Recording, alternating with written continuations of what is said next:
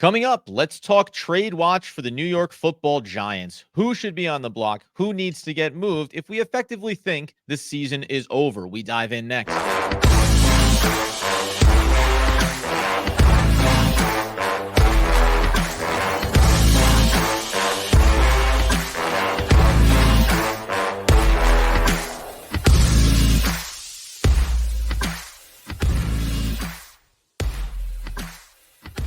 Yes, my friends, it's OGP, the One Giant Podcast, where we are your hosts. Over here, Adam Armbrecht. Over there, Andrew Makowitz. We're healthy, wealthy, and wise, and talking about trades, Andrew, because if it all boils down to it, the Giants are 2-5. The season isn't going great. The QB play is not good enough. You suffered key injuries on both sides of the football.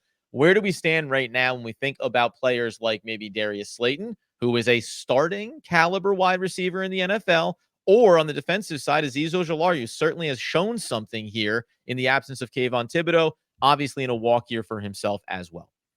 Well, Adam, it's very difficult because after you have a loss like you did to the Philadelphia Eagles, where the team just doesn't look competitive basically on either side of the ball for the majority of the game.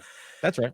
Your instant reaction is trade everyone, blast it to the moon, and let's just start over. But, we're not, as I mentioned before, we're not even halfway through the season yet, Adam. So you got to kind of take a deep breath, have a little bit of perspective and say, let's look forward to some of these games and being competitive and trying to win. Now, plan B is we don't win any of these games. You got to think about how you can get value for players that will have positional value or draft compensation value from other teams that are maybe closer to winning, that need that wide receiver number 2/3 or need that rotational edge rusher. And so obviously you mentioned two of the biggest names on the list are Azeez Ojulari and Darius Slayton. Well, let's start with Azeez Ojulari. Well, just real quick, just so everybody knows, November 5th is the trade deadline for the season. So the Giants can go through this game against Pittsburgh upcoming and then make decisions about what they want to do with their roster. They actually, I guess, can get through another game after that as well if they want to, because it'll be the 3rd, it'll be the Sunday through that weekend. So they can have 2 more games here, which after all of my ranting about the loss and everything else, I did very, very, very, very, very, very briefly, very quietly to the side, mention, hey, maybe 2 games from now, after you play Pittsburgh and then you go to Germany and you play against the Carolina Panthers, who knows? The team's 4-5 and you're still in this mix. We don't think it's realistic, but just to frame it, the Giants have 2 weeks still before they need to make decisions about these types of moves. Well, the good news, Adam, is the way the schedule works for the Giants is obviously they have the Monday night game against the Steelers that is upcoming, which we'll do our preview show on Friday. The next game after that is Sunday, November 3rd. The Giants are at home against the Washington Commanders. And sorry, I had that wrong. That's another week away before Germany. I apologize. Yeah, and then they fly to Germany. And I like the way that sets up. What a perfect getaway game for the New York Football Giants. well, you prefer that because you don't want the Panthers game to be right before the trade deadline. And let's say the Giants beat up the Panthers, and all of a sudden you're like, well, we're 3-6. Maybe we could go on a run here. And you're not Darius Azeez, don't bother packing your international bag. Passport will not be a concern. Well, if the Giants end up losing that game to the Washington Commanders, they'll be 0-2 against the Washington Commanders. The Commanders will have a commanding lead in the division. We mentioned it before. You actually pointed out, the only pathway for the Giants to even make the playoffs, if you were saying the P word at this point, is to win the division, knowing how good the NFC North is. So they would have the tiebreaker against you and have a whole host of wins more than you. The Eagles have beaten you. The Cowboys have beaten you. Even if you had beaten the Pittsburgh Steelers this upcoming week, you'd be 3-6 at that point. So let's just cut the bread where it needs to be buttered. Right. The Giants will have to win their next 2 games against the Pittsburgh Steelers and the Washington Commanders in order for quick anyone side note. Is cut the bread where it needs to be buttered? Is that a phrase? No. Okay. No. Yeah. Felt good in the moment, but on the back end, I wasn't entirely sure. I want to cut the bread where it needs to be. I mean, it sounded good. Maybe people in the comments will tell us that yes, it is in fact. About that. Yeah. You can say I know where my bread is buttered. But that's more traditional. I feel like I was going a little deep cut. Anyways, let's talk about Azeez. The whole premise is the Giants have to win their next 2 games in order for anyone to have a reasonable expectation that they should not be full fire sale before the trade deadline.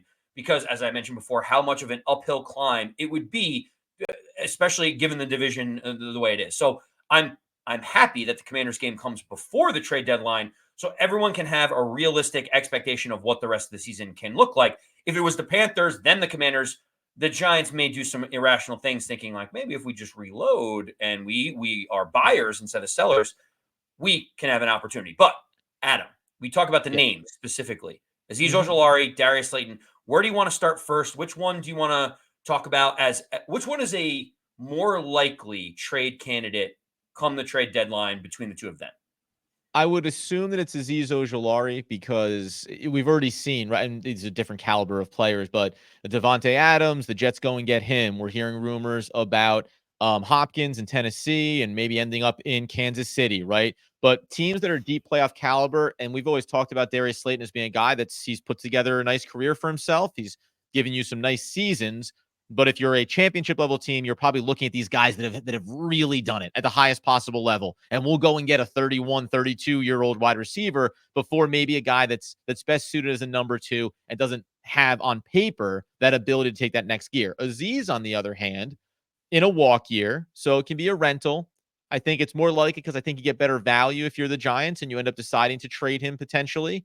And I think that there'll be more teams that look on their defensive side of the football, maybe the Atlanta Falcons that have struggled to get pressure on the quarterback again this year and say, hey, we just need to add more. We just need more ability to throw some things at this on that side of the football. So I'll say Azeez is the more likely at this point, doubling down on the fact also that the walk year means the Giants aren't going to bring him back, especially if he keeps having the type of season he is, where you're like, okay, what's the contract look like? You know, he's going to think he can still go get a payday.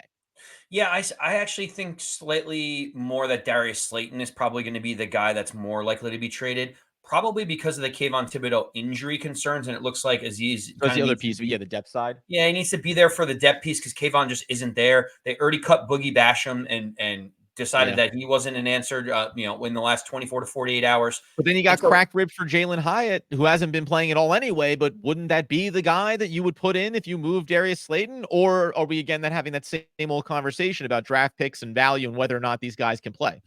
yeah, I mean, listen, I believe that Jalen Hyatt's crack rib is a week or two kind of Yeah, injury, which means he might be healthy right after the trade deadline. Go figure just in how time. that might work out for the Giants. And a lot of fans who have wanted to see Jalen Hyatt get more reps would get an opportunity at that point. And I Yeah, think after the trade deadline, if the Giants lose these next two games, you would want to see Jalen Hyatt get extended reps, even if it looks bad. You would want to see it out of there to course. be able to confirm whatever it is that you think about Jalen Hyatt for the next season. So I tend to think Darius Slayton also because his salary is pretty easy to work in there. He's a dependable guy. He's a veteran. Like he seems like he could fit in a whole host of locker rooms right now, where you could plug him in and be the third wide receiver in a really good wide receiving core like that. To your point, like which one's going to fetch more draft compensation? I don't know. I mean, at this point, we're probably talking about no more than a fifth round pick for either of them, seeing what the market has indicated for other noteworthy wide receivers who may be a little bit older. But to me, like, is that kind of the range that you were thinking? Like, I think a fifth round, maybe a sixth round for some of these guys is probably the most that you're going to get out of it. Oh yeah, I mean you're talking about getting some value, right? I put Detroit in the mix there for Azeez as well, obviously with the Aiden Hutchinson injury too. So again, maybe there's just some like teams that look like they're in a better position to be buyers, and then on top of which, wide receivers just tend to. It seems like there's a lot of wide receivers. You can always go to talk to some team about it. And I agree with you. Yes, what's the value going to be? Get back on these guys, minimal, but it's always better to have something than nothing. The other piece this year too, because I actually want to get to two other names here that are somewhat critical and give a little perspective on just where this team is overall at the moment. Is I think it makes sense to play out this game against Pittsburgh, obviously, right? Because you're 2-5, you see the season's over. But if you were to win that game somehow, then you could have a slightly different conversation.